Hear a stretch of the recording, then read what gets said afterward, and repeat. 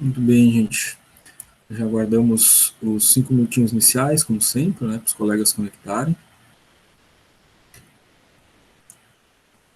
Vamos dar início, então, à nossa aula de hoje. Relembrando sempre que todos os materiais de aula, o vídeo gravado e os slides são disponibilizados para vocês no Classroom, né, logo em seguida, após a gente tratar o tema, né, da aula.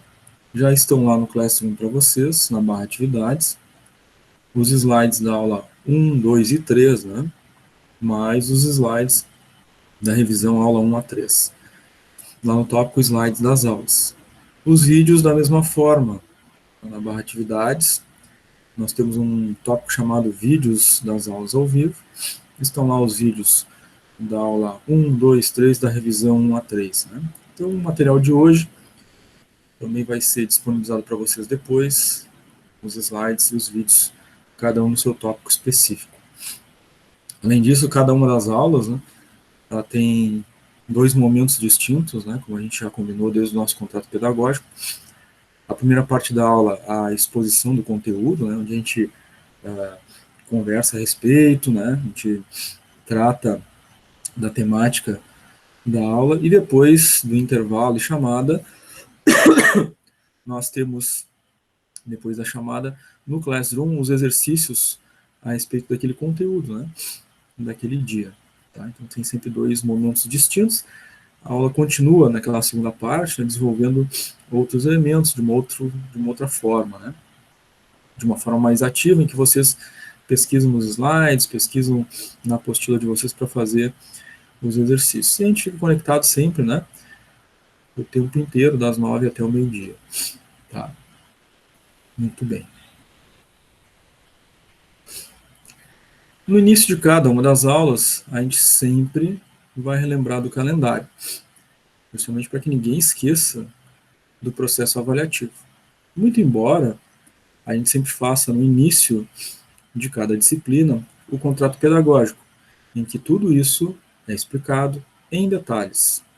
Inclusive, o vídeo do contrato pedagógico e os slides do contrato pedagógico estão disponíveis para vocês desde o primeiro dia na aba Atividades do Classroom. Tem um tópico lá chamado Contrato Pedagógico. E todos os detalhes foram devidamente explicados lá nesse vídeo, que tem 1 hora, um pouco mais de 1 hora, né? A gente abriu o Moodle, mostrou todos os detalhes lá dentro do Moodle, conversamos a respeito, forma de acesso. Classroom também, a gente abriu o Classroom, mostrou os elementos, a gente mostrou o trabalho disciplinar, como fazer a edição, como fazer a entrega do trabalho. Mostramos o guia do aluno, a apostila, onde vai aparecer a prova para vocês lá no Moodle, substituição, tudo detalhadamente. Se alguém não assistiu o contrato pedagógico, ou no dia, né, teve algum problema na internet, a conexão caiu, não conseguiu pegar toda a explicação, o vídeo está ali, né, disponível já desde o primeiro dia. Então, podem assistir a qualquer momento, né, para relembrar ou para retomar, né, alguma coisa que possa ter ficado esquecida. O calendário fez parte, então, do contrato pedagógico, e a gente sempre relembra pelo menos ele, né, os compromissos essenciais aí, para a gente ter sucesso, né, chegar no final da disciplina tendo feito todos os processos avaliativos, para não correr o risco, né, de ficar abaixo da média, ter que fazer a substituição, né, ou até mesmo perder os prazos, né. Então vamos lá. Dia 29/6, a gente teve, depois do contrato pedagógico, o conteúdo da aula 1 e exercícios. 1/7, a gente teve conteúdo da aula 2 e exercícios. 6/7, a gente teve conteúdo da aula 3 e exercícios. 8/7, nós tivemos a revisão da primeira parte da disciplina e exercícios, né? Então sempre tem esses 2 momentos, né? Conteúdo e exercícios. Correspondente a essa primeira parte da disciplina, aula 1 a 3, vocês ficaram com o compromisso de fazer a atividade avaliativa 1 lá no Moodle, valendo 2 pontos na N1. Ela, claro, com prazo, né? E esse prazo consta no guia do aluno, conforme a gente mostrou no contrato pedagógico, né? O guia do aluno é sempre um arquivo muito importante, vocês devem abrir sempre no início de cada disciplina, anotar os prazos das atividades avaliativas, justamente para não deixar passar, não esquecer, não perder, né? E a gente mostrou o guia do aluno, abriu, mostrou as datas. Então, 2 pontos, né? A partir de hoje, nós vamos entrar então na segunda parte da disciplina. A gente vai ter hoje aula 4, quinta-feira, 15/7, aula 5, terça-feira da semana que vem, 20/7, aula 6, e na quinta-feira da semana que vem, 22/7, a revisão dessa segunda parte, né, da disciplina, aula 4 a 6. Então, esse conteúdo, aula 4, 5 e 6, então são os conteúdos que vocês vão fazer a atividade avaliativa 2 lá no Moodle, né?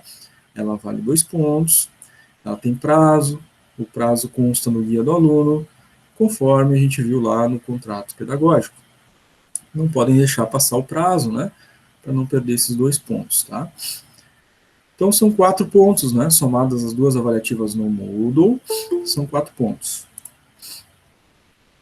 Para fechar os 10 pontos da N1, nós temos o trabalho disciplinar, vale 6 pontos, ele é no Classroom, a entrega até o dia 24/7.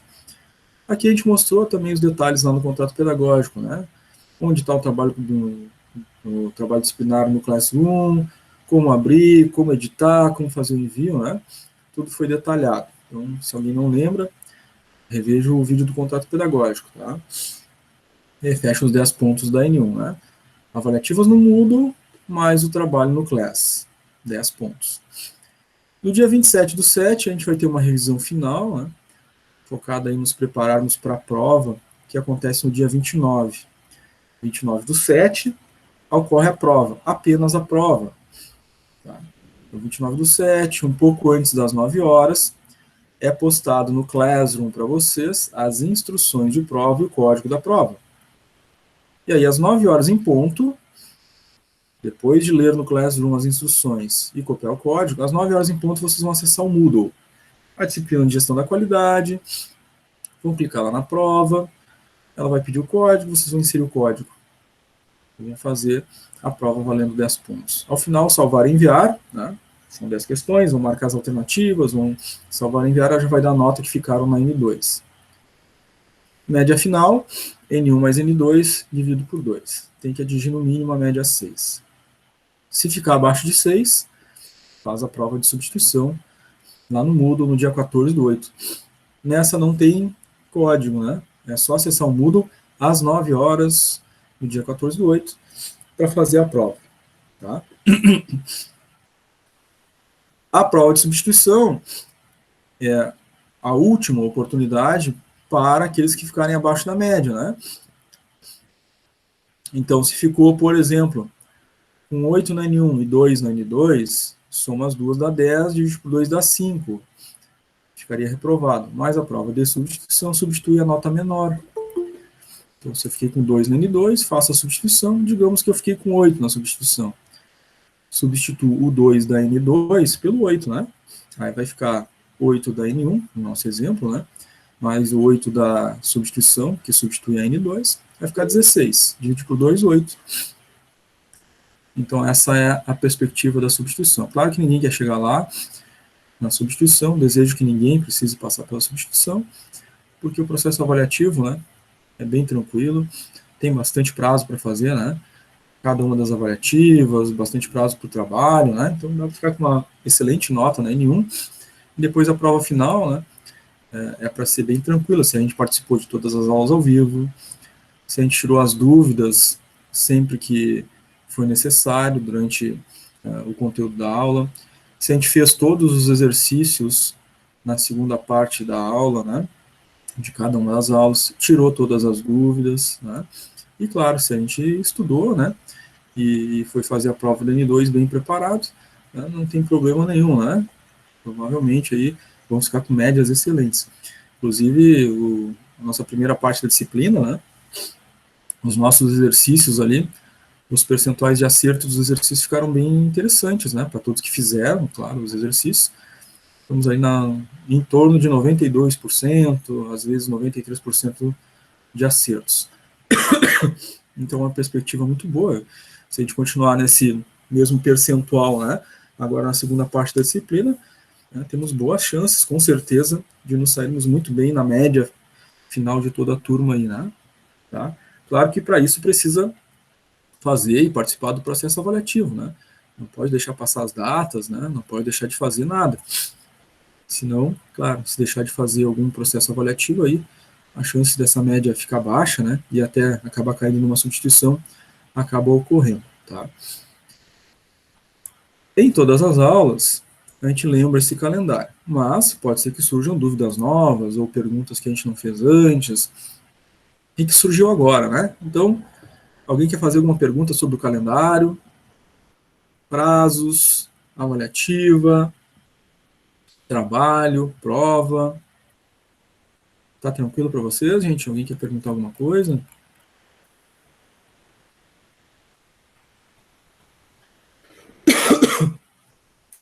Tudo certo?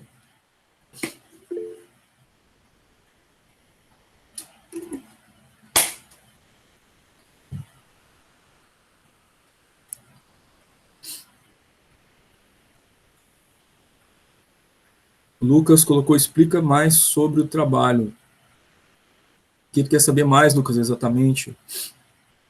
Como entregar, o conteúdo do trabalho, o que exatamente, Lucas? Onde é que ele está? Como é que acessa no Classroom? O que exatamente? O conteúdo? Tá. Então deixa eu compartilhar a tela.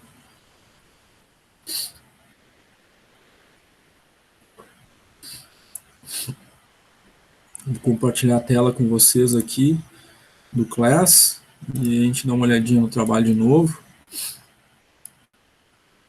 A gente falou sobre ele lá no contato pedagógico, mas já faz algumas semanas, né? Então às vezes a gente esquece, então é bom relembrar. Vamos aproveitar isso, né? O Lucas perguntou, a Tainá também perguntou a partir de que aula, né? Dá para fazer o trabalho. A partir da segunda parte da disciplina, agora a gente já vê as ferramentas, Tainá.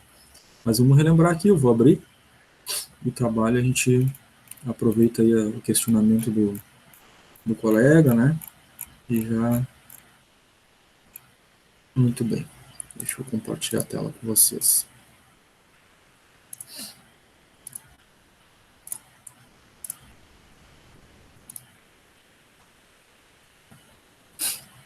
Então, a gente está compartilhando agora a tela do Classroom com vocês. Claro que eu estou na barra atividades, né? Do Classroom. Tá?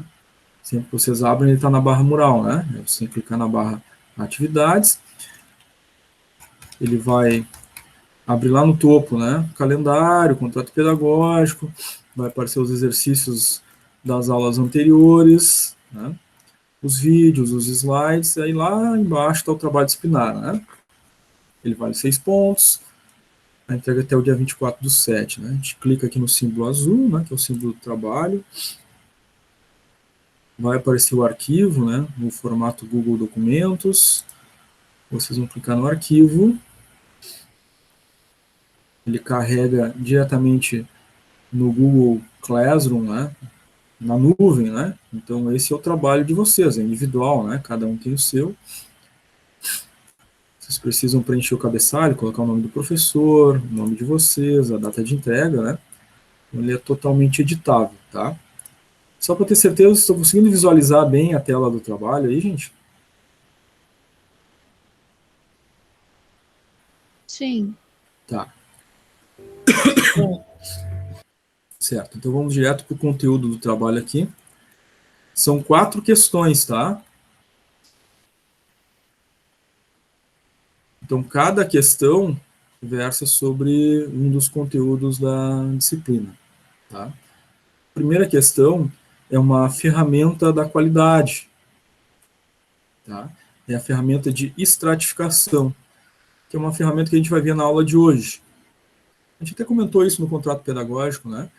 E a primeira questão era sobre as ferramentas da qualidade, a gente ia ter uma aula específica sobre as ferramentas, né? Então é o caso da aula de hoje, tá? Essa ferramenta de estratificação, ela tem aí alguns elementos, né, que compõem ela, como, por exemplo, análise por tempo, por local, por tipo, por sintoma ou outros fatores. A gente vai conversar sobre ela hoje. Mas esse é a primeira questão, tá? Aí tem um enunciado aqui que traz informações que vocês vão utilizar para distribuir, né, nesses tópicos da ferramenta de estratificação, tá? gente vai conversar sobre essa ferramenta hoje. A questão 2 é sobre o MASP, é uma outra ferramenta. Também veremos na aula de hoje. Vocês vão responder, preencher as respostas de vocês, né, aqui nessa questão também, tá? É uma questão mais teórica, né? Pergunta como é utilizada ela em relação à etapa do MASP, né? Depois aqui a gente tem um mini estudo de caso, por assim dizer, né? Uma determinada empresa, prestador de serviço, e aí trata, né, de um transporte de produto químico, né? É um outro sistema certificável, né? Que a gente vai ver nas próximas aulas, tá? Não vai ser na aula de hoje, na aula de hoje é só as ferramentas. Então a gente vai ter aí entre a aula 5 e a aula 6, tá? Aqui também a mesma coisa. Na questão 4 a gente vai ver entre a aula 5 e a aula 6, certo? Aí são questões teóricas que vocês devem responder tanto na 3 quanto na 4, tá? Então, nessa segunda metade da disciplina é onde a gente vai ter os conteúdos para vocês elaborarem, né, as respostas do trabalho, tá? Vão estar aí distribuídos nesses conteúdos, aula 4, 5 e 6, vai possibilitar vocês realizar o trabalho com tranquilidade. Claro que depois do trabalho pronto, né, depois de responderem todas as questões, vocês fecham o arquivo, né, depois de fechado o arquivo, vai em ver atividade, aí clica lá em marcar como concluído, entregar, né, para fazer a entrega dele. Inclusive, eu tenho 2 colegas que já fizeram a entrega, né. Tranquilo, gente? O Lucas perguntou do conteúdo, a Tainá também tinha feito uma pergunta, ficou claro, gente? Vocês querem perguntar mais uma coisa? Eu consegui ajudar a esclarecer vocês.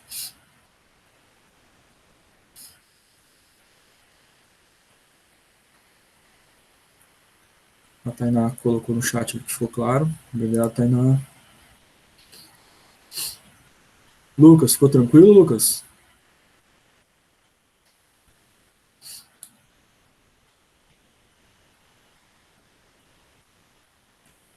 A Aline colocou de boa. A Milena colocou entendido, legal.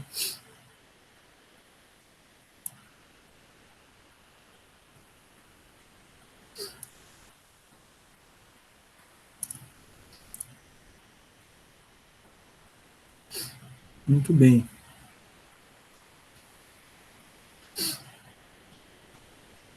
O Lucas responde no chat, tranquilo, valeu, Lucas.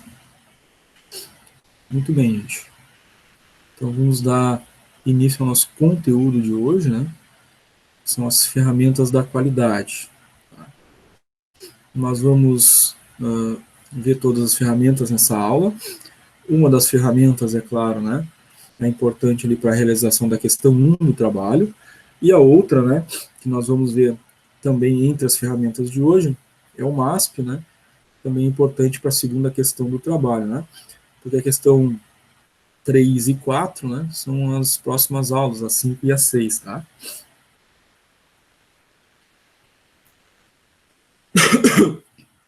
Então, gente, ferramentas da qualidade, né, são, então, elementos que vão ser utilizados pelas organizações para fazer a medição de algum dado, de alguma informação, né, para que, após a análise dessas informações coletadas, desses dados obtidos, a organização possa, então, tomar decisões, propor soluções para os problemas que ela identificou no seu processo, no seu produto, né, nos seus diferentes departamentos, áreas e setores, tá?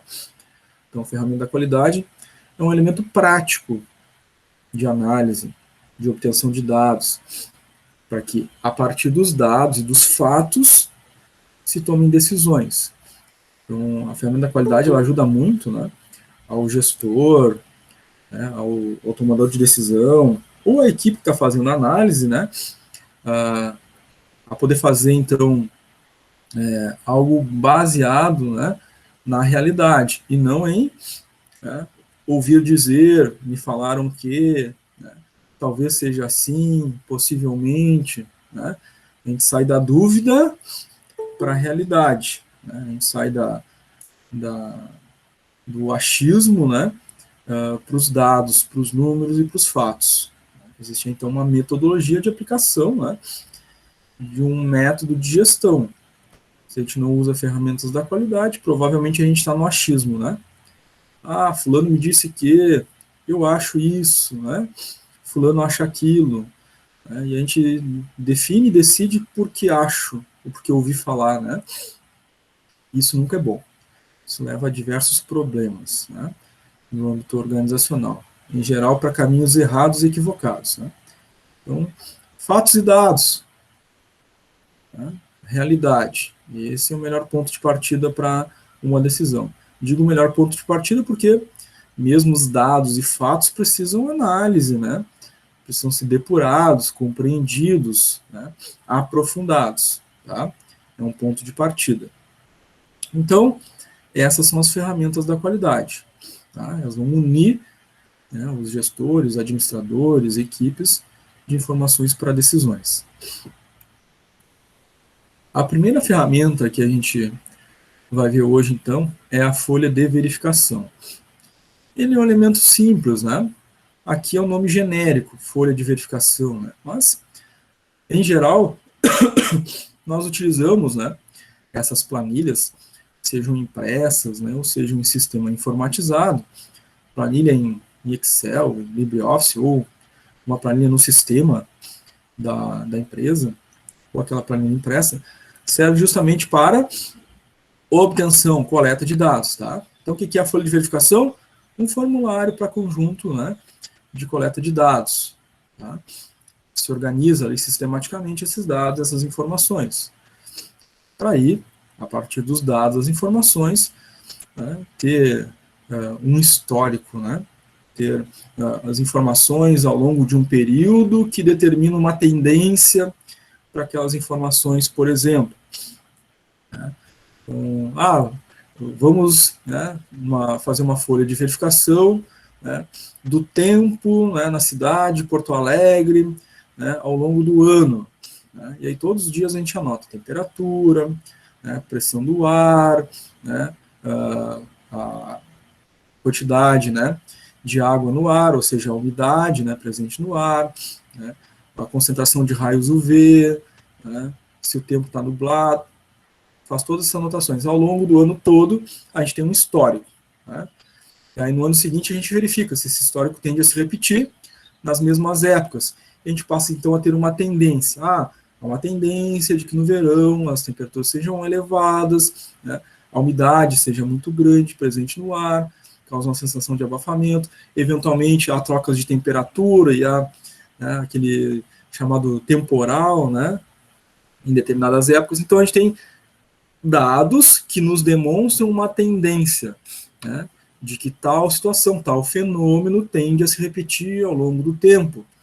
Então, a partir daí, a gente sabe que, bom, existe uma tendência disso acontecer. A gente pode tomar medidas, contramedidas, né, fazer planos de contingência, já que, né, a nossa verificação demonstra que isso é uma tendência, né, isso vai se repetindo ao longo do tempo, né, de tempos em tempos, nós temos essa situação ocorrendo. Então, a gente já sabe isso, né, já tem esse levantamento de dados. O que a gente vai fazer para resolver? Esse é o objetivo de uma folha de verificação. Então, se tem aqui um exemplo, mas serve para qualquer situação, né, de qualquer ciência, né, na ciência da administração da mesma forma. Né. Então, a gente tem lá um processo produtivo, por exemplo, né, a produção de determinado produto, né, a gente identifica lá uma falha no processo que se repete ao longo do tempo, está sendo notado nos dados, né, daquele processo. Aí se compara, né, todos os períodos, se verifica, aquilo ali se repete, então, né, tem ali um problema e a gente precisa resolver. Não é uma eventualidade, né, foi acontecer uma vez, né, não, acontece todas as vezes. Então tem algo errado ali. Precisa retreinar as pessoas, precisa consertar a máquina, precisa alterar o processo. Então a folha de verificação é essa ferramenta, tá? Um exemplo, gente, de folha de verificação bem simples, tá?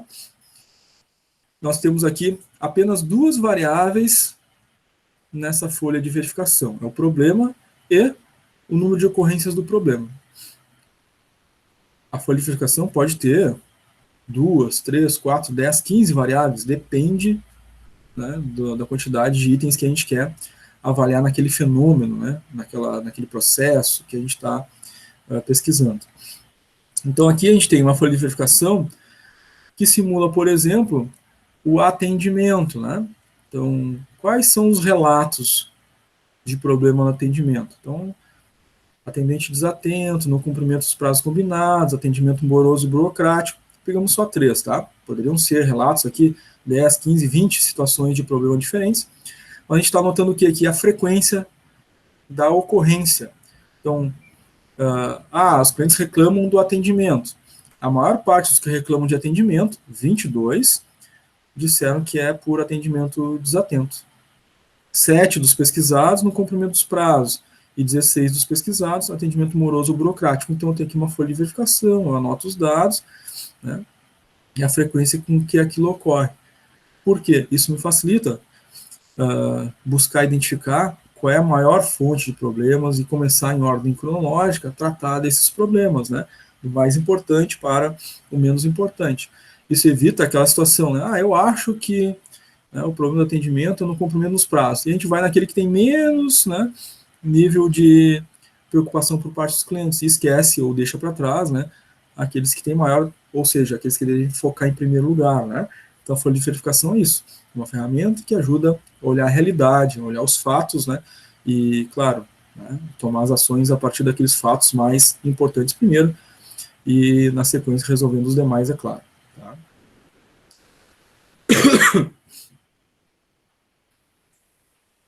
Essa outra ferramenta, né, importantíssima, né, não só por fazer parte das ferramentas da qualidade, mas ela vai ser necessária, né, vocês precisam ter um bom entendimento para poder fazer o trabalho disciplinar, que é a questão 1 do trabalho. Né?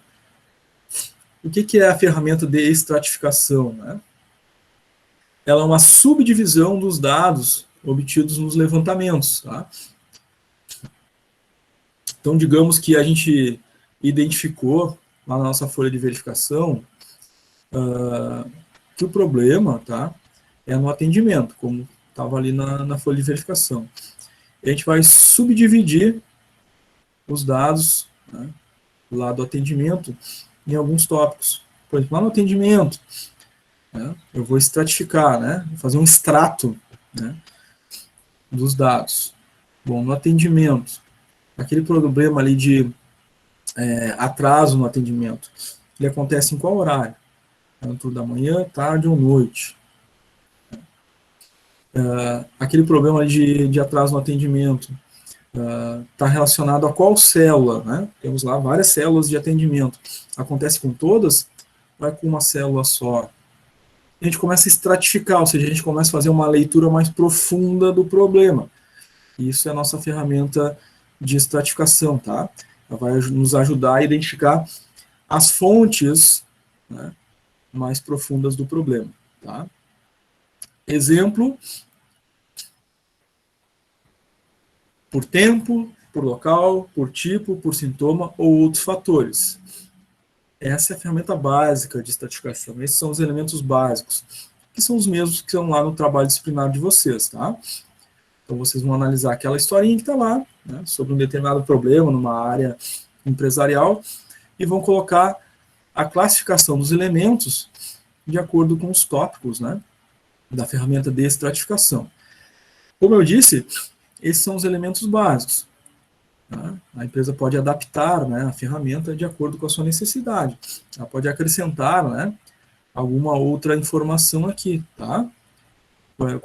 Está colocado aqui, por exemplo, por tempo, local, tipo, sintoma, outros fatores. Poderia acrescentar, né? Por tempo, local, tipo, sintoma, outros fatores, né? E por transporte. A empresa poderia fazer isso, dependendo do ramo dela, né?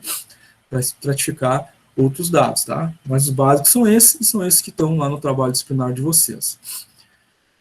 Eu vou fazer uma análise por tempo, né? De uma situação na empresa, na organização. Então, a gente está com aquele exemplo ali do atendimento, né? Então, por tempo, o que eu colocaria, né, na análise ali por tempo? Aquele problema do atendimento, ele ocorre sempre no turno da manhã. Então, por tempo, eu vou colocar aqui. Então, o atraso no atendimento foi identificado, a sua ocorrência, apenas no turno da manhã. então eu estratifiquei, né, por uma variável, né, que é por tempo. O local, bom, aquele problema no atraso do atendimento, que por tempo já vi que acontece no turno da manhã, por local eu posso colocar aqui, nós temos, são 10 células, né, de atendimento, e se identificou que é a célula 1, né? Então o local é a célula 1 do atendimento, tá? Por tipo, a gente pode colocar aqui. Bom, lá na célula de atendimento, nós temos atendimento pessoal, né, do cliente que chega na loja, nós temos atendimento por chat, por telefone, por redes sociais. E a gente identifica que o atraso acontece no atendimento lá no chat. A gente vai colocar aí, por tipo. Né, atraso no atendimento ocorre no chat. Por sintoma, a gente vai colocar qual é o sintoma, por que está acontecendo, né, aquele atraso no atendimento lá no chat. É um volume muito grande de atendimentos, né?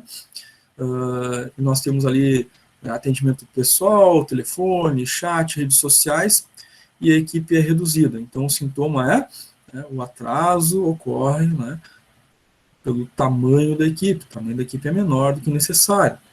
Outros fatores que podem acontecer, tá?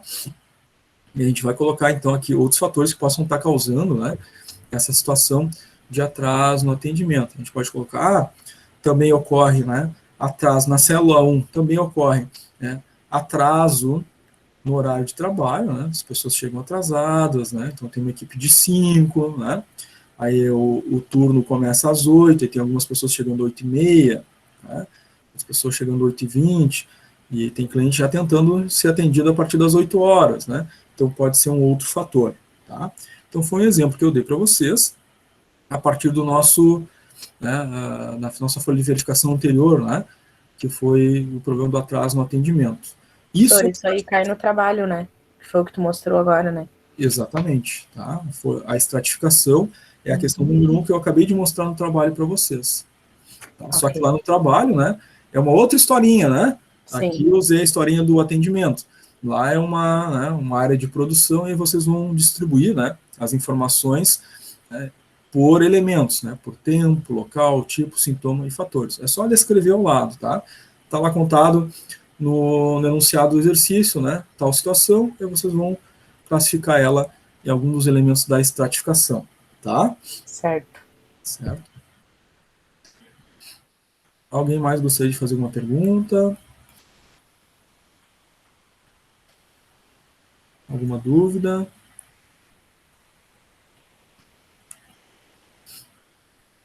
Muito bem, se ninguém tem dúvida mais, né? Vai ser só sucesso essa questão, né?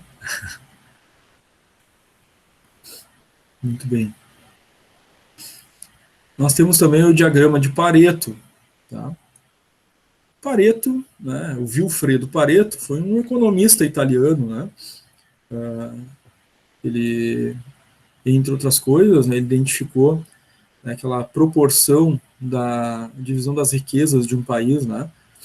Ele fez aquela proporcionalidade de que 20% das pessoas, em geral, né, em média, detêm 80% das riquezas de um país, de uma economia, né? E 80% das pessoas detêm apenas 20%. É uma distribuição que ele identificou, uma média geral, tá? E essa proporção do Pareto, né, serve então e se aplica, por exemplo, lá na classificação da curva ABC, para controle de estoque, né, quem já fez a disciplina de produção e materiais vai lembrar disso, originário do Pareto. Quem não fez depois vai poder verificar isso lá na disciplina de produção e materiais. E aqui na disciplina de gestão da qualidade, nós voltamos, né, essa proporcionalidade do Pareto, por quê? Na análise de problemas, né, de um processo, de um produto, também é possível fazer a distribuição, né, e a classificação dos problemas nessa tendência percentual, né, para que a gente possa, então, identificar aqueles percentuais que dão maior nível, né, de problemas para a empresa, para que ela possa focar inicialmente nesses elementos, tá?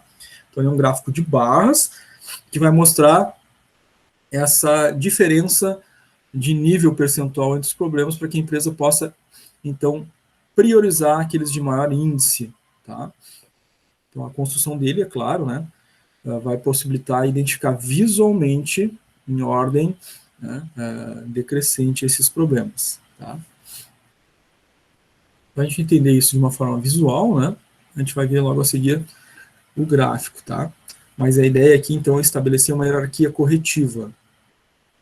Então, claro, aquele que detém um maior nível percentual, né, de problemas vai ficar em primeiro lugar, né, na hierarquia das correções. Então, eu primeiro vou atuar naquele que causa mais impacto, né, porque aquele ali, se resolvido, muitas vezes vai já, né, metade das reclamações, metade dos problemas ou mais já vai ser resolvido a partir daquele. E depois a gente vai resolvendo os demais. Porque, de novo, né, repetindo a ideia das ferramentas da qualidade, se a gente tem dados, informações, a gente tem condições de agir com mais eficiência, mais eficácia, né? Senão a gente pode cair, né, naquela ideia de que, eu acho que o maior problema é aquele, vai naquele problema e às vezes é 1% do problema, né? E o outro, que é 80% do problema, a gente está deixando para trás. Então, as ferramentas nos ajudam a focar nos dados, fatos, e criar um método objetivo de soluções, tá? Daniela entrou agora. Tranquilo, Daniela. Seja bem-vinda. Então tá aqui, gente, um gráfico demonstrativo, tá? Da distribuição, então, das ocorrências por tipo de defeito, tá? Então, claro, a lógica é a seguinte: nós temos dois eixos, né? O eixo vertical, o número de ocorrências. O eixo horizontal, os tipos de defeitos. Tá? Então, temos aqui, por exemplo, defeito A, defeito B, defeito C e defeito D, tá? Sem elencar exatamente o que seja. Mas a gente vê que o defeito A, ele representa 54,55% das ocorrências de defeito. Depois os demais representam índices menores, né? Claro, o defeito A somado, né, com o defeito B dá 77%, soma o defeito C 90%, soma o defeito C, D 100%. Todos eles, né, os 4 defeitos são 100% dos problemas. Mas dentre os 4, mais da metade é o defeito A. Então, nesse sentido, qual seria a minha priorização? Esse defeito A. Porque ao resolvê-lo, eu já vou estar resolvendo mais da metade dos problemas. Então, se é um defeito no processo produtivo, se é um problema no atendimento ao cliente, focando neste aqui em primeiro lugar, nós já vamos resolver muita coisa, né? Certo? Claro que a ideia é resolver todos os problemas. A gente só começa pelo mais evidente. Essa é a utilidade do diagrama de Pareto. Então, de novo, se eu estiver no achismo, se eu não uso ferramenta da qualidade, se não procuro, né, achar os índices, né, que realmente levam, né, ao problema exato, eu posso estar tentando resolver lá o letra D, lá, né, o problema D, que é o menor deles, né? E aí os outros que de fato levam ao problema eu não estou solucionando, porque eu estou olhando para aquele ali. Por quê? Às vezes é o achismo, né? Eu acho que é isso, eu acho que é aquilo. Eu ouvi falar que, eu presenciei tal situação. Não são discursos, né? São falas, né? A pessoa não te apresenta o número, o dado, né? Ela tem uma fala, né? Eu acho que, né? Cadê o número? Cadê o dado? Qual é a frequência de ocorrência desses problemas? Daqui a pouco não é esse que eu acho, né? É outro. E às vezes a gente está insistindo naquele que do acho, do discurso, né? Então a gente sempre vai naquele, nunca resolve o problema. A empresa está sempre com o mesmo problema, sempre repetindo, ou sempre se aprofundando, né, outros problemas em função daquele que a gente não resolveu. E a gente está sempre focando nos discursos, né? Daqui a pouco um acha que é aquilo, outro acha que é aquilo outro, né? A gente vai de acho para acho, né? Cada vez um acha uma coisa. E nunca se tem o dado real, né? E isso é um problema. Então, a empresa tem que usar ferramentas. Claro que a partir do momento que ela começa a usar as ferramentas e começa a ter os dados, as informações, outro cuidado importante é fazer a coleta correta dos dados, né? Para que não haja distorção, que é um outro problema que pode acontecer, né? Se há uma tendência da distorção dos dados, aí eu vou estar olhando para o gráfico, vou tentar resolver aquele problema de maior percentual, né? Mas aí a coleta foi feita de forma equivocada. Também tem que ter, né, um método correto de coleta de informações e coletar todas as informações, né? Também é uma outra situação, né? Às vezes a gente vai fazer a coleta das informações, né, para determinar o índice, o percentual de maior problema, mas a gente olha só para um caminho, né? Não olha para todas as áreas, todos os departamentos e todas as situações. Isso também pode ser um engano, né? Um viés, como se chama. Então, eu tenho um problema de atendimento, né? Uma reclamação do cliente. Aí eu olho só para um lado, né? E aí eu vou conseguir fazer o levantamento dos fatos só daquele viés, só para aquele campo, né, que eu estou olhando. Não estou olhando para todos os elementos que envolvem o atendimento daquele cliente.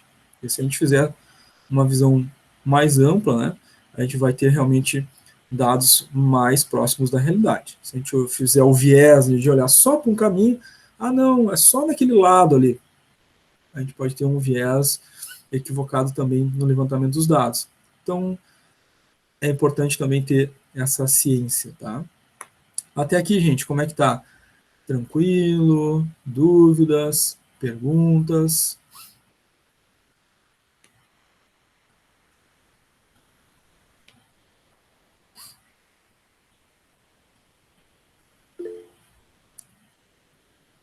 Tranquilo, senhor. Tranquilo? Legal. De boa. Faz café. Certo, tranquilo, gente. Muito bem. A Aline já até mandou um de boa ali, né? Então, estamos de boa. Eduardo também colocou um de boa. Tainá colocou um tranquilo. Raquel também mandou um tranquilo. Certo, gente. A qualquer momento, se vocês tiverem alguma dúvida, alguma pergunta, vamos conversando, né? Não deixem de participar aí no chat ou ao vivo habilitando o microfone, tá? A nossa próxima ferramenta, talvez um pouco mais conhecida, vocês já podem ter visto ela, né, em alguma outra disciplina, é o diagrama de Chicago. Ela também é chamada de diagrama de causa e efeito, diagrama de espinha de peixe, ou diagrama 6Ms. Né? Mas a origem, né, é do autor dessa ferramenta, né, o Kaoru Ishikawa, que é um engenheiro japonês que criou não só o diagrama de Chicago, né, mas ele é responsável também pela própria criação do sistema 5S, né, que a gente também já ouviu falar. O diagrama de Chicago, então, ele analisa, né, a correlação, né, causas e efeitos. Tá? Então, o efeito é o problema que se analisa, né, o desvio, né, a interveniência, tá? Algo que aconteceu fora do padrão, no processo, no atendimento, no produto, na prestação do serviço. Esse efeito indesejado, né, é o problema, ele tem lá as suas causas, né? Quais as possíveis causas? É isso que analisa o diagrama de Chicago, sob a perspectiva de 6 variáveis, tá? Essa é a proposta do diagrama de Chicago. Ele estabelece 6 variáveis para a gente analisar, avaliar os possíveis efeitos, né, a partir dessa causa. Tá? Então é sempre uma correlação, causa e efeito. Né? Ação e reação, né? Aquela ideia lógica, né? Para toda reação, né, existe uma ação, para toda ação existe uma reação. E o diagrama de causa e efeito é justamente isso. Né? Se ocorreu um problema, teve uma causa. O problema não se faz por si mesmo, né? E isso que se analisa, então, num processo, num produto, né? Para a finalidade de eliminar, em primeiro lugar, eliminar a causa. Segundo, não podendo eliminar a causa, minimizar os efeitos dessa causa. Estabelecer planos de contingência. Tá? Então, em primeiro lugar, é eliminar a causa, se não der para eliminar, minimizar os seus efeitos ao máximo. Então, para que ela serve? Né? Identificar a causa do problema e ela preconiza, então, né, 6 categorias. Por isso ela também é chamada de 6 M's. Que M's são esses? Matéria-prima, mão de obra, máquinas, meio ambiente, método e medida. Tá? Esses são 6 M's. Por isso ela está chamada também, né, de diagrama 6 M's. A gente vai ouvir falar diagrama de causa e efeito, diagrama espinha de peixe, diagrama 6M, mas a origem é Ishikawa, né? Então o nome correto é diagrama de Ishikawa. Espinha de peixe por quê? O desenho dela, né? Graficamente ela, né, se assemelha, né, a uma espinha de peixe. Na ponta dessa espinha de peixe, né, está o efeito, que é o problema. Tá? O problema, o erro, o defeito. Né? Aquilo que ocorre num processo, né, na prestação de um serviço ou um produto, e que a gente não sabe a causa. Né? E a gente vai analisar essas causas a partir desses 6 aspectos. Tá? Então, esse efeito, esse erro, esse problema, pode acontecer em alguma máquina? Então, vamos elencar aqui. Pode ser em função, né, da mão de obra, vamos elencar os problemas possíveis com a mão de obra. Pode ser na matéria-prima, quais matérias-primas? Vamos colocar aqui. Pode ser em relação ao ambiente, algum método de trabalho, alguma medida, algum fator, né? Então, vamos elencar todos eles, para depois poder fazer uma análise, né, de todos esses problemas possíveis que vão levar, ou que podem levar a esse efeito. E criar, é claro, né, o objetivo é criar planos de contingência ou eliminar esses problemas. Porque depois de elencar os possíveis problemas que causam aquele efeito, né, a gente vai investigar, né, cada um deles, determinar quais, né, e aí agir sobre estes. Tá? Então temos aqui um exemplo. Nesse exemplo, nós temos aqui um processo de carregamento de transporte de mercadoria, né, um processo logístico, né, e foi identificado um efeito indesejado, mercadoria avariada, tá, no momento do carregamento e transporte. Então, deslocamento da mercadoria, né, da expedição para o equipamento de transporte, né, um navio, um caminhão, um avião, está sendo feito o carregamento. E a mercadoria está sendo avariada nesse momento. Tá? O que está causando essa avaria? Tá? E aí, então, se realiza a análise do diagrama de causa e efeito através dos 6 M's.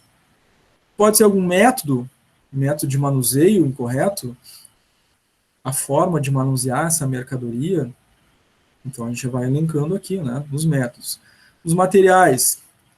Os pallets são muito frágeis. Os pallets são, né, aquele suporte base onde se coloca, né, a mercadoria em cima para ser carregada, né, no meio de transporte. Esses pallets podem ser frágeis porque se ele quebra, né, a mercadoria cai e pode avariar. É isso? É uma possibilidade? Então coloca aqui. A embalagem está inadequada, né, não tem as proteções devidas, né, para que não haja a avaria da mercadoria. Então é uma possibilidade. Coloco aqui para verificar depois. Mão de obra.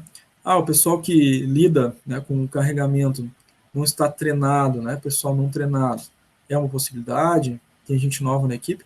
Rotatividade pessoal, né, está trocando muito a equipe de carregamento, né, está sempre entrando gente nova e as pessoas acabam, né, não tendo uma qualidade nessa atividade.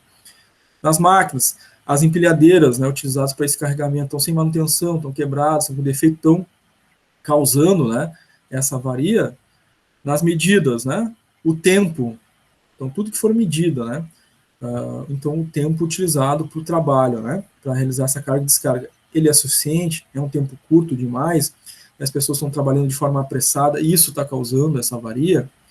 Meio ambiente, né, o espaço físico lá do armazém, onde fica o material, né, tem muita movimentação, né, isso pode ser causa, né, dessa avaria, algum acidente, enfim, né, em relação a isso. Então temos aí várias causas, através dos 6 M's analisados, que podem estar levando, né, a esse efeito, a mercadoria avariada. Então vai se investigar, né, cada uma delas, né, e a gente daqui a pouco vai identificar que está acontecendo, né, de todas essas avaliadas, daqui a pouco está acontecendo 2, 3 dessas, né, não somente uma, tá? E a gente vai agir sobre todas elas para que isso não ocorra mais, tá? Para que a mercadoria avariada não venha né, a ser um problema identificado no processo. Tá? Essa é a ideia do diagrama de Chicago. Isso se aplica a tudo, né? A processos administrativos, né? Processos de prestação de serviços, processos industriais, processos tecnológicos. Qualquer tipo de processo é possível fazer essa análise. Tá? Muito bem. Então, o passo a passo, né? Para poder encaminhar uma solução. Primeiro passo, identificar as causas, né? Então, dentro do gráfico, ali dentro dos 6 M's, a gente vai colocando as possíveis causas, distribuindo elas em cada um daqueles M's ali, né? Cada um daqueles princípios. O segundo passo, né? Aí sim, a gente vai determinar as metas para a solução, né? Para minimizar os problemas, tá? Então, claro, para determinar essas metas, a gente tem que identificar quais os problemas daqueles todos identificados. E depois monitorar e verificar se aqueles que a gente identificou, né? De todos aqueles levantados, como causa, e estabeleceu, né, uma forma de solução, né, um plano de ação. Melhorou o resultado, né, não aconteceu mais, ou acontecia lá 3% e agora está 0,3%. Ah, então resolveu, né? Então trouxe resultado, né? Ah, não, né, aqueles que a gente analisou, continuou os mesmos 3%, sempre te quebra, né? Então, retomamos a análise, né, vamos propor outras soluções até resolver o problema. Então, são 3 passos, né, para a implementação, ou seja, análise do diagrama de Chicago. Tá? Uma outra ferramenta gráfica, né, utilizada também em processos, produtos, né, prestação de serviços, atendimentos, né, em produção, né, é o histograma. Tá? Ele é um gráfico obtido aí com base na distribuição das frequências ocorridas. É um pouco parecido, né, com aquela primeira ferramenta que a gente viu, que é a folha de verificação, porque ela vê frequência também, né? Só que agora, aqui no histograma, essa frequência é distribuída num gráfico, tá? Isso a gente chama de histograma. É história, né, do problema distribuída num gráfico, tá? Ela possibilita a visualização, né, e aí a tomada de decisão a partir daquilo que se visualiza no gráfico. Em frequência de ocorrência. Ela também não é igual, né, ao diagrama de Pareto, porque o diagrama de Pareto identifica, né, o índice, o percentual do maior problema, né? Aqui é por frequência de ocorrência, tá? Então nós temos nesse gráfico histograma 2 eixos, o eixo vertical, como o histograma é por ocorrência, né? O eixo vertical não é por problemas, o eixo vertical é por número de ocorrência, tá? E no eixo horizontal, nós temos o tempo, né? Ao longo do tempo, em que momento, né, em que horário, né, aconteceu a maior frequência. Tá? Então, nesse caso aqui, nós temos lá o tempo de permanência para carregamento de veículo de uma fábrica. Então, quando os veículos chegam lá na expedição para fazer o carregamento e envio para o cliente, né, em que momento essa espera é maior? Porque isso é importante, né? Isso está diretamente ligado à confiabilidade, né? A gente contratou, né, ou melhor dizendo, o cliente contratou uma entrega, né? Ele espera a entrega em 3 dias, por exemplo. É o prazo que a gente deu na venda, né? Então, esse tempo de carregamento é importante, a gente tem que controlar, né? Porque se ele for excessivo, eu não vou conseguir cumprir com aquilo que foi combinado, e aí é uma quebra de confiabilidade, a gente perde competitividade, ou seja, é contraproducente, né? Diminui a produtividade, portanto, há uma redução da qualidade. Então, a gente precisa manter esse controle. E aí, o que está acontecendo aqui, né? A frequência de cargas com excesso de tempo de carregamento vão contribuir para a elevação, né, do custo dessa atividade. Então, se faz esse levantamento. Então, horário de trabalho, né? Da 1 da manhã até o meio-dia. É esse horário que acontecem os carregamentos para envio, né, para o cliente. Tá? A partir da 1 da tarde, já estão todos, né, em trânsito, fazendo entregas, ou se encaminhando para realizar as entregas. E aí, da 1 até as 12, é onde acontecem os carregamentos. Então, o tempo que o caminhão ficou esperando para ser carregado, a 1 da manhã, os caminhões estavam esperando 10 minutos. Então, em 10 minutos estava sendo feita a carga e o caminhão estava saindo para fazer a entrega. Às 2 da manhã, os caminhões já estavam esperando 25 minutos para serem carregados. Até que a gente chegou lá às 5 horas da manhã, os caminhões já estavam esperando 50 minutos, tá, para fazer essas entregas. Então, essa distribuição pode ser por minutos, tá? Ou pode ser por quantidade de veículos em espera, o que pode ser mais grave, né? Então, se o número de ocorrência de veículos esperando, né, for, né, o eixo vertical, aí eu tinha 10 veículos esperando a 1 hora da manhã. E às 5 horas da manhã eu tinha 50 veículos esperando para serem carregados. Então, claro, vai depender de como a gente decide fazer essa análise, né? É por número de veículo aguardando ou por minutos de espera, né? Em cada momento. Independente da situação, a gente consegue identificar, né, o elemento de maior frequência, em que horário acontece mais. Então, eu tinha mais minutos de espera ou mais veículos esperando às 5 horas da manhã. Então, eu posso começar a trabalhar nessa faixa de horário, inclusive pegar as faixas próximas, né? Às 4 era o segundo, né, momento mais crítico, e às 6 da manhã o terceiro momento mais crítico. Então, somando esses três, né, eu vou resolver a maior soma, né, de problemas que acontecem nesse horário, tá? Esse é o histograma, para identificar, né, o período, né, ao longo do dia em que há mais frequência de situações de problema. Nós temos também uma ferramenta muito importante, né, que é o fluxograma. Ele é uma técnica, né, de estudo de processo, onde a gente consegue identificar uma sequência de atividades de um processo, como essa sequência deve ocorrer, tá? É uma representação gráfica do passo a passo. Isso é muito importante porque traz uma padronização para os processos, né? E a gente já viu que padronização é importante em gestão da qualidade, gera produtividade e gera a competitividade. O fluxograma, claro, ele não é estático, né? Ele pode sofrer otimizações, então significa que, porque tem um fluxograma, a gente vai seguir ele ad eternum, né? Ele pode sofrer alterações, tá? Então, ele é o melhor, né, desenho do processo para aquele momento histórico, né, para aqueles 6 meses, para aquele ano, né? Mas daqui a pouco, né, a gente tem que fazer alterações e otimizações no fluxograma. O importante é sempre que há uma alteração no fluxograma, há um treinamento, né, das equipes que são afeitas, né, a esse fluxograma. Então não basta fazer um redesenho do fluxograma e dizer, olhem lá que está pronto, né, agora é desse jeito. Tem que chamar as pessoas, treinar, né, e desenvolver a equipe, né. Então o fluxograma é um tipo de ferramenta dessa possibilidade, né, de chamar a participação das pessoas, né, inclusive, né, entender das pessoas o que poderia ser melhorado nesse fluxo do processo, e a gente altera o fluxograma também com visão, né, naquilo que as equipes identificam, né, e senão pode ficar, né, naquela situação de distanciamento, né, do nível estratégico, nível técnico, né, operacional, né, o nível estratégico pensa lá em tese, mas não conhece a prática, né, então ela precisa estar próxima, né, a área estratégica sempre da área operacional, porque muitas situações que estão acontecendo lá, né, podem não estar sendo previstas nesse fluxograma, nesse processo, né, para otimizar. E claro, a partir do momento que a gente tem todas essas aproximações e contribuições, a gente tem uma tendência a ter um melhor fluxograma, né, para o processo em questão. Tá? Então, como a gente falou, o fluxograma, né, é uma ferramenta gráfica que vai determinar o passo a passo, né, de como se faz determinada atividade, tá? Determinado processo.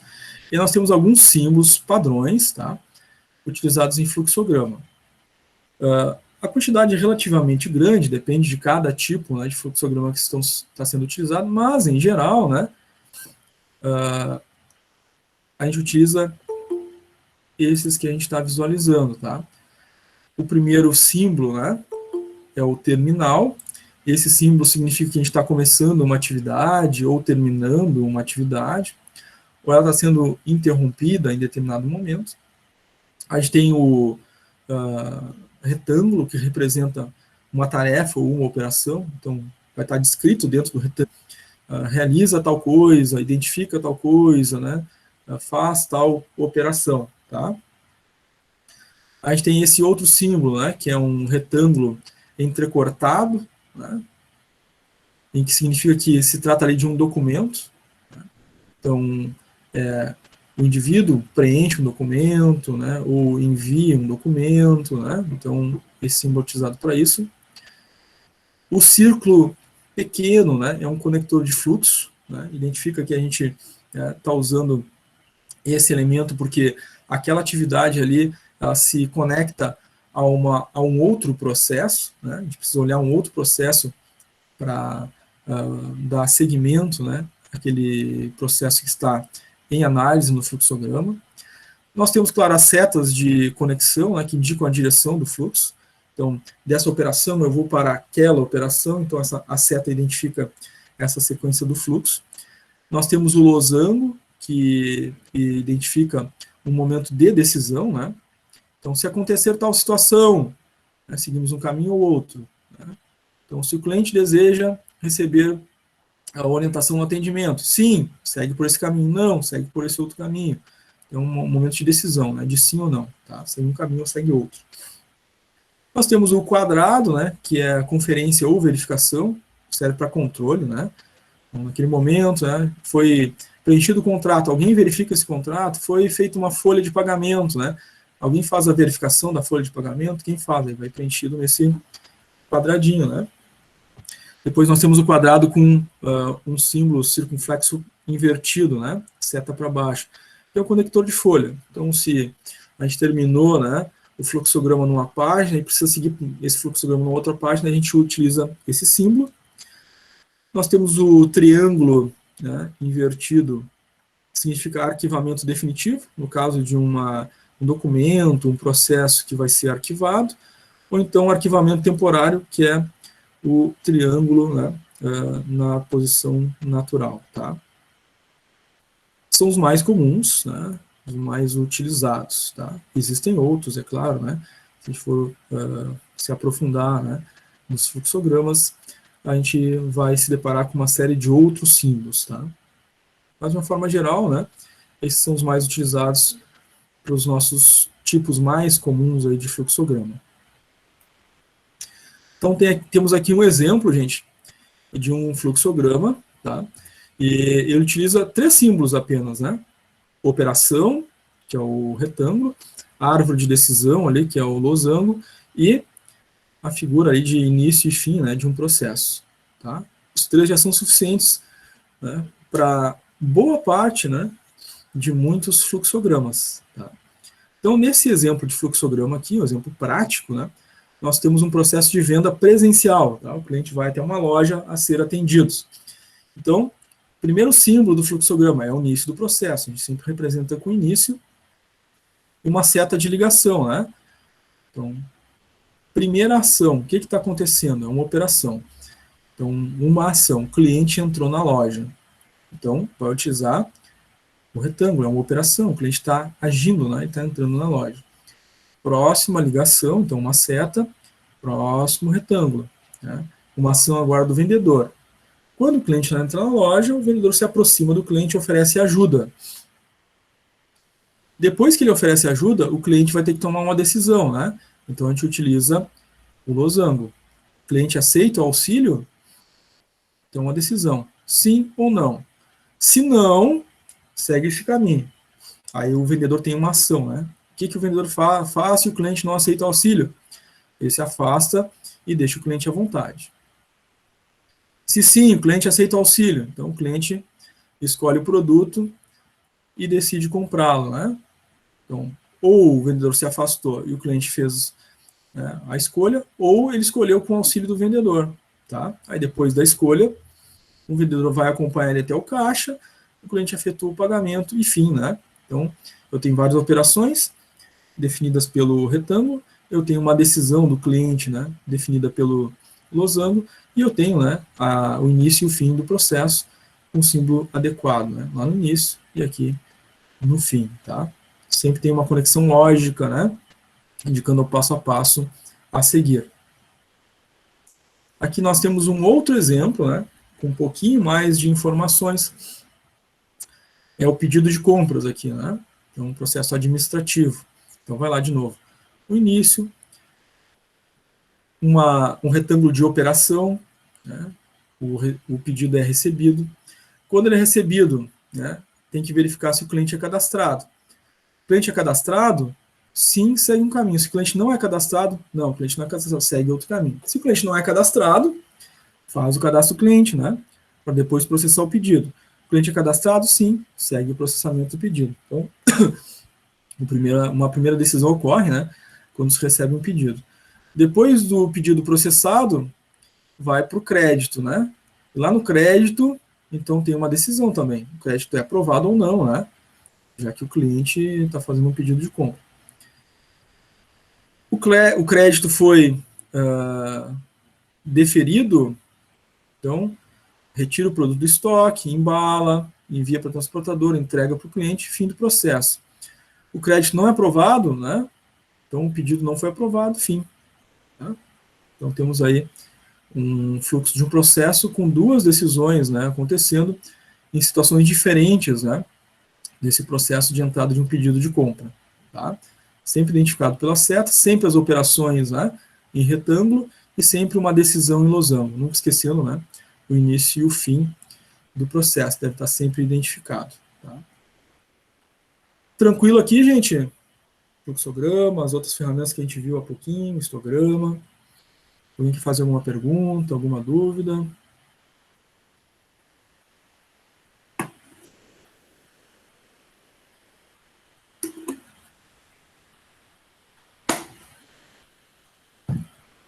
Tainá colocou tudo certo no chat, legal, Tainá.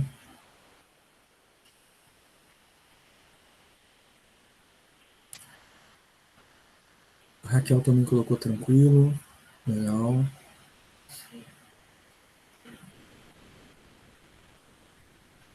A Aline também colocou tranquilo no chat. Muito bem, gente. Então vamos adelante. Nós temos uma outra ferramenta da qualidade chamada MASP, né? MASP é uma sigla cujo significado é método de análise e solução de problemas, tá? Então são vários passos de análise de um problema que fica distribuído dentro do nosso ciclo PDCA, tá? O ciclo PDCA, então, constantemente ele aparece, né, dentro da gestão da qualidade em diversos momentos. Então, para identificar, né, todos os passos do MASP, nós distribuímos ele dentro do ciclo PDCA, tá? Então, os 4 primeiros passos do MASP, que é a metodologia de análise e solução de problemas, ela se distribui dentro de uma fase de planejamento do ciclo PDCA, tá? Começa com a identificação do problema, a observação do mesmo, a análise do problema e depois um plano de ação. A fase 5 do MASP se enquadra dentro do executar, né? Então é a ação, se coloca o plano, né, em ação. Depois a fase 6, né? A verificação, então, fica no check, né, do ciclo PDCA, se verifica o que se obteve nesse plano. Depois, no último item, né, que é o action, o MASP se distribui, então, na fase 7 e fase 8. Tá? Na fase 7, houve, então, a solução do problema, se padroniza aquela ação. 8, não foi suficiente, né, o processo, não se resolveu o problema, então a gente não padronizou no 7. Então, concluímos que a gente precisa fazer uma reanálise e volta para o item 1, né, faz todo o processo de novo. Tá? Então, esse é o MASP, ele acontece até resolver o problema, tá? Da fase 1 até a fase 8. Tá? São todas essas fases. Identificação, observação, análise e plano, no plano do PDCA. Ação, fase 5. 6, verificação. 7, padronização. E 8, conclusão. Tá? Então, são 8 fases no ciclo do MASP, organizado dentro da PDCA, do ciclo PDCA. Tá? Então, a primeira etapa é a identificação do problema. Tá? O objetivo dessa etapa é definir o problema com clareza, né? É um diagnóstico, né? Então, a identificação do problema é diagnosticar, né, a situação, tá? Então, se verifica o problema, o seu histórico, né, o que acontece, né, quais são as perdas que estão acontecendo diante daquele problema, né? Se busca nomear os responsáveis, né, e estabelecer ali possíveis delimitações, tá, desse problema. Então, a gente identifica ele, né, devidamente, faz o diagnóstico do problema, todo o seu histórico, né, tudo que envolve esse problema, as áreas envolvidas, tá, todas as situações claramente. Depois, na etapa 2, é a etapa de observação, né, vai se fazer a investigação aí das características mais específicas desse problema, tá? Então, características envolvidas, né, no problema. E aqui a gente pode utilizar aquela nossa ferramenta de estratificação, né, se aplica nessa fase 2, tá?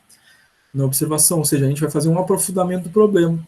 A gente já viu, né, já identificou o problema na fase 1, na fase 2 a gente vai aprofundar as características, né, do problema, né, entender lá nos setores, as áreas, os departamentos, né, por tempo, local, tipo, né, fazer essa análise, tá? Passada a fase de observação, na etapa 2, vamos à etapa 3, que é a análise, tá? Descobrir as causas fundamentais do problema. Então, uma boa ferramenta para analisar causa, né, é o próprio diagrama de Chikawa, por exemplo, né, uma ferramenta de estudo de causas, tá? Existem outras ferramentas, né, para análise de causas, mas a ferramenta de Chikawa, por exemplo, seria aplicada, né, nessa fase de análise, né? Definir as principais causas, as mais influentes, aquelas que levam, né, a esse problema. Depois de definidas as causas, identificadas, né, as causas, aí se parte então para a etapa 4, que é o plano de ação, tá? Então se elabora um plano de ação com a finalidade de eliminar as causas, né, ou minimizar ao máximo as causas dos problemas, tá? Bloquear os problemas. Claro, aí, num plano de ação, né, então, o que fazer, quem vai fazer, quando vai ser feito, por que está sendo feito, os custos envolvidos, né, estabelecer, né, uma data para a realização daquele plano de ação, tá? Então, esse é a nossa etapa 4. Na etapa 5 é a ação, né, em que, de fato, se colocou o plano, né, em andamento para bloquear, né, aquelas causas. É claro, primeiro treina as pessoas, né, referente ao plano de ação. Então, foi feito um plano de ação, vamos divulgar esse plano de ação, treinar, capacitar as pessoas, porque é elas é que vão executar esse plano, né? E aí depois, sim, pôr o plano em execução, para resolver o problema. Tá? Na etapa 6 se realiza a verificação, tá? Verificar se aquele bloqueio que foi proposto para o problema, né, aquela solução, ou aquela minimização, né, realmente está trazendo resultados. Então se compara, né, o resultado obtido no momento, né, em que se aplicou o plano de ação com os resultados que se tinham antes. Tá? Claro, dessa comparação, né, se verifica se esse bloqueio foi efetivo. Né? Se ele não foi, a gente precisa rever. Né? Se ele foi efetivo, a gente passa para os próximos passos. Né? Se ele foi efetivo, a gente vai para a padronização. Né? A gente padroniza a solução para evitar o reaparecimento do problema. Tá? Então, uma das coisas, né? Se a gente propôs uma solução, ela foi efetiva, a gente vai padronizar, provavelmente isso vai levar, né, a uma necessidade da gente alterar o nosso fluxo de processo, né, redesenhar o nosso fluxograma, por exemplo. Tá? Na padronização, é importante, né, fortalecer o treinamento das pessoas, né? Ou seja, transmitir que a partir de agora, né, o processo é feito, né, de uma nova forma, né, alterar as documentações, os fluxogramas, tá? E acompanhar, né? Acompanhar, reauditando o processo para ver se não retrocedeu, né, para a forma anterior, ele continua mantendo a nova forma de realizar, tá? E a etapa 8 do MASP é a conclusão, tá? Então, recapitula todo o processo, né, para que, devidamente, né, repensado, refletido, né, ele não volte a se repetir, e, é claro, analisar problemas correlatos que possam ter perdurado. Né? A gente pode ter otimizado, né, o processo, melhorado o elemento essencial que causava aquela falha, aquele erro, mas a gente pode ter outros pequenos elementos ao entorno, né, que não foram vistos. É importante a gente reavaliar, né, tudo novamente, tá? Então, são as 8 fases aí do MASP, né, Metodologia de Análise e Solução de Problemas, tá? Dúvidas, perguntas sobre o MASP? Já tinham ouvido falar? Já conheciam?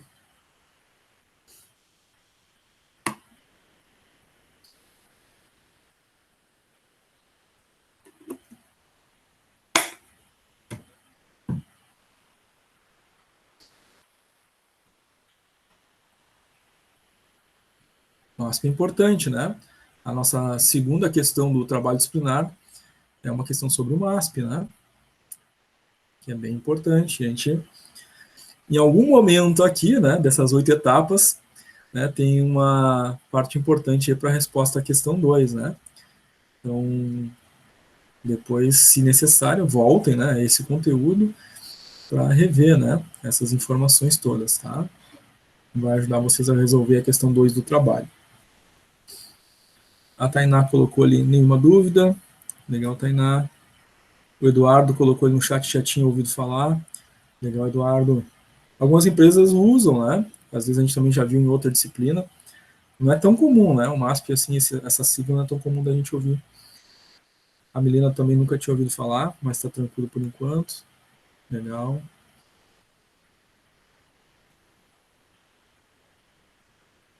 Muito bem, gente. Então a ideia agora é a gente fazer o nosso intervalo, né? 15 minutinhos de intervalo. Depois do intervalo, como sempre, né? A gente faz a nossa chamada. A chamada é ao vivo, online. Então eu abro ali a lista de chamadas. Vocês precisam habilitar o microfone para responder, né? Para receber a presença. Depois do intervalo de chamada, nós temos a nossa segunda parte da aula, né, que sempre ocorre dessa forma, com exercícios no Classroom. E muda um pouquinho a técnica, né? Agora foi mais expositivo, agora na segunda parte vocês são mais ativos, né, fazendo os exercícios, pesquisando na apostila, pesquisando nos slides, né? E a gente, claro, nessa segunda parte da aula também permanece conectados, né? Conforme vocês vão tendo dúvidas e perguntas sobre os exercícios, eu estou aqui para ajudar vocês, esclarecer, para a gente conversar a respeito dos exercícios que estão fazendo no Classroom, tá? Então, 15 minutinhos, gente. Eu só fecho aqui o microfone e a câmera, né? E aí, daqui a 15 minutos, a gente retorna para fazer a nossa chamada e fazer os exercícios no Class, tá? 10h25, retornamos 10h40. 10h40 a gente volta do intervalo. Dá tempo de tomar um cafezinho, né? Até daqui a pouco, gente.